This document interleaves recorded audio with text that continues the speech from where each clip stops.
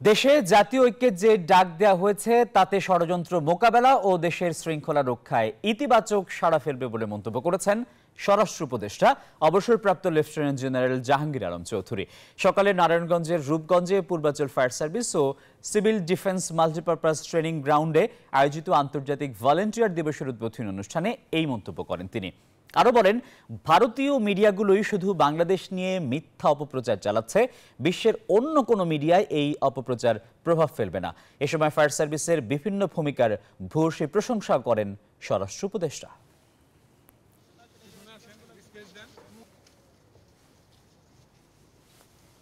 একটা মিথ্যা প্রচার এটা অন্য দেশের প্রতি যে করতে পারে এটা শুধু ভারতীয় মিডিয়াই পারে, অন্য কোনো দেশের মিডিয়া মনে হয় এরকম পারে না।